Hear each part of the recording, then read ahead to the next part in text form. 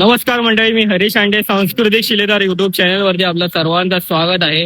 तर मंडळी, आता आपण जाणार आहोत श्री योगेश्वर मंदिर धाम, जे बोरिवली वेस्टला आहे. आणि आज तिथं शोभायात्रा होत आहे. माझ्या पाठीमागे तुम्ही बघू शकता भरपूर असे बॅनर वगैरे लागलेले आहेत. तिथे प्रत्येक ठिकाणी म्हणजे ठिकाणी या शोभायात्रेचे बॅनर लागलेले आहेत. तर या शोभायात्रेमध्ये आपण आता सामील होऊया. मला नाही वाटत की आपल्याला शोभायात्रा बघायला मिळेल, कारण सकाळी 8 वाजता शोभायात्रा ही सुरू झालेली आहे. ते साधारण 11 पर्यंत बोलत होते ही संपून जाईल 11-12 पर्यंत. आता 12 वाजलेत, मला पोहोचता होता 12 वाजले. तर जाऊया आपण, बघूया. मला जर शोभायात्रा नाही दाखवता आली तर मी नक्कीच तुम्हाला मंदिर तर नक्की दाखवेल की कसं आहे आतमध्ये मंदिर आणि तिथे काय काय आपल्याला कोणत्या कोणत्या देवांचे आपल्याला दर्शन करायला मिळतात आहे. जाऊया आता, पटकन रिक्षा पकडतो. बस इथे अवेलेबल आहेत. माझ्या पाठीमागे इथे बस स्टॉप आहे. परत इथे रिक्षा सुद्धा अवेलेबल आहे. शेअरिंग रिक्षा सुद्धा माझ्या अपोजिट साईडला, इकडे तुम्ही इथून आलात ना बाहेर पडला स्टेशनच्या, बघा हे स्टेशन आहे. आणि या स्टेशनच्या जस्ट तुम्ही बाहेर पडलात तर इकडे तुम्हाला शेअरिंग रिक्षा भेटते.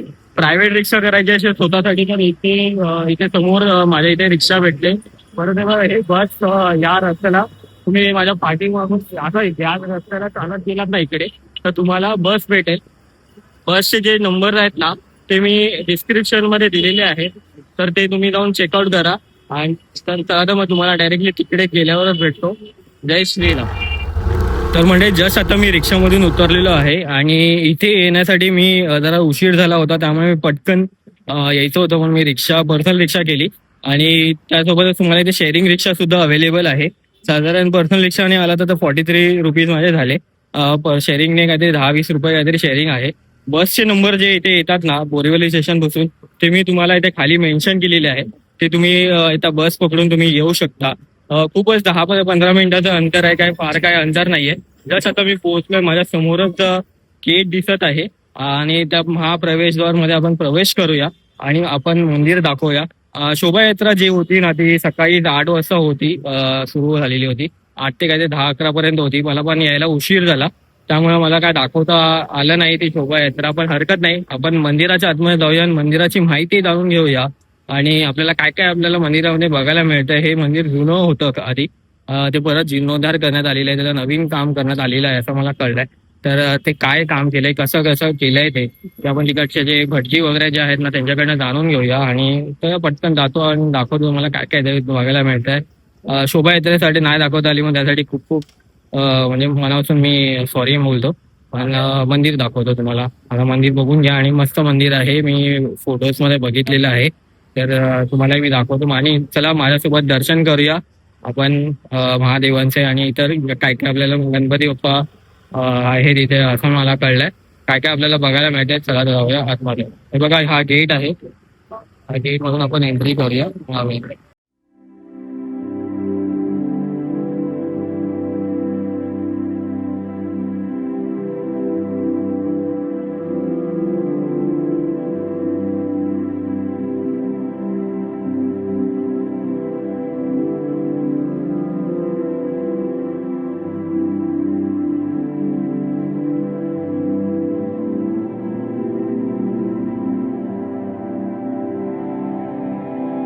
म्हणजे आता आपण मंदिराच्या आतमध्ये जाऊया आणि दर्शन करूया. आणि मंदिर तर माझ्या पाठीमागे तुम्ही बघत असाल, खूपच सुंदर मंदिर बनवलेलं आहे.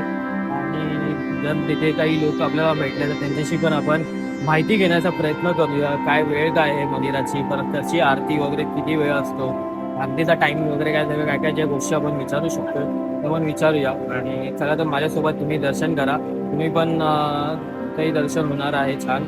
तर मग जाऊया.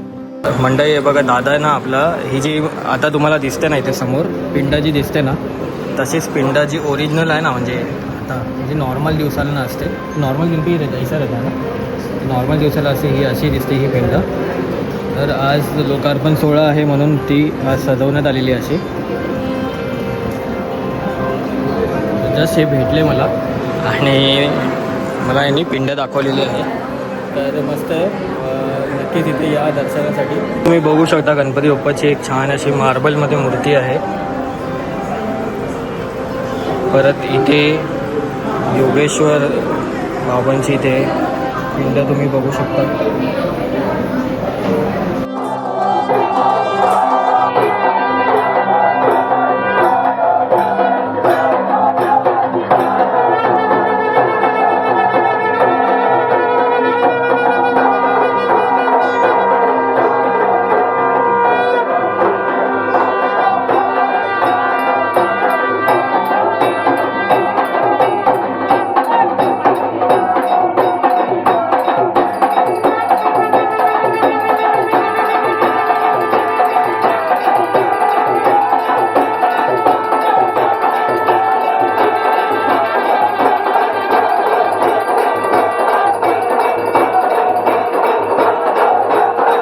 तुम्ही बघू शकता देवी मातेची पण छान मूर्ती इथं आहे.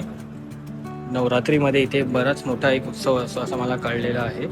परत इथे राधाकृष्णाची सुद्धा इथे मूर्ती आहे.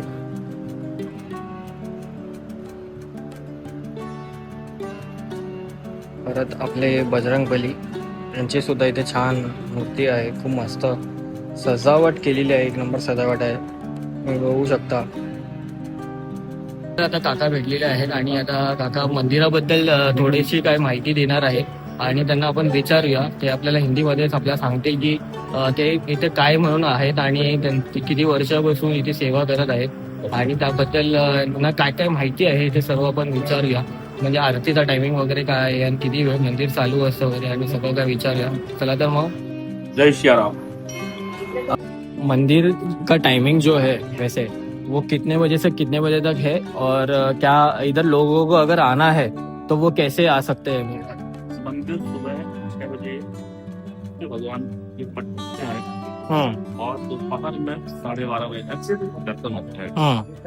उसके बाद 12:30 से 5 बजे तक भगवान काम करते हैं तो वापस 5 बजे होता है और 9 बजे तक भगवान के। और यहाँ पर अगर लोगों को आना है तो बोरीवली स्टेशन से लोग 1.5 किलोमीटर का अंतर है। हाँ शेयरिंग रिक्शा में 15 रुपए लगता है। हाँ बस की साधन है। हाँ। बस की शेयरिंग रिक्शा से आते हैं। और आप कितने सालों से इस यहाँ पर सेवा कर रहे हो? बात सही। हाँ 2009 से जब खुला था हाँ वापस कर रहे हैं। हाँ और अभी तो भव्य मंदिर हो गया, विकास हो गया, हाँ। यहाँ पे प्रधान किया गया। और आपने नाम तो बताया नहीं, अपने नाम तो बताइए। हमारा पंडित रामजी महाराज। हाँ। और ये एक बताइए कि ये जो मंदिर है वो पहले कैसा था और अभी अभी मतलब जो उसका नव निर्माण हुआ है वो उसके बारे में। पहले से ही है, पहले बाहर से पता ही चलता था कि मंदिर है। अंदर आने के बाद ही मालूम पड़ता था कि ये मंदिर वाले हैं।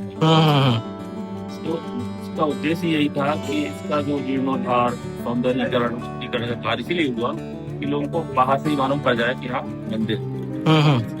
तो अभी आप देखा होगा कि बहुत ही दिव्य मंदिर का द्वार है।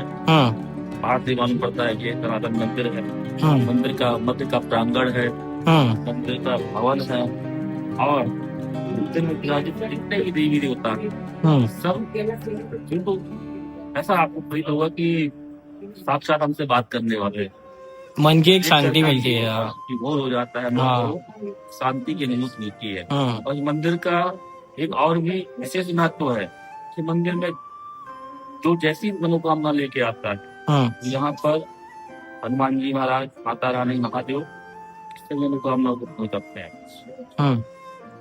और वैसे ये मंदिर कितने साल पुराना है? मतलब 2009 से 2009 से बना। 26 है ना, 26 है। 17 साल 17 साल। पहले छोटा मंदिर था, उसका विस्तार होता गया। आज ये दिव्य स्वरूप में यहाँ पर आप देख रहे हैं। हाँ, यहाँ पर एक भाई बैठे थे, उनसे मुझे पता चला कि जो ये मंदिर में जो अभी जो पत्थर का यूज हुआ है, जैसे जो अयोध्या में यूज हुआ था, हाँ वैसे ही राजस्थान से नक्काशी करके आए हुए पत्थर यहाँ पर हाँ यूज किए गए हैं, जो बहुत ही सुंदर है। आप बाहर से जाकर के अपने फॉलोअर्स को दिखा सकते हो। बड़ा ही कारीगरी वाला सौंदर्यीकरण का काम है।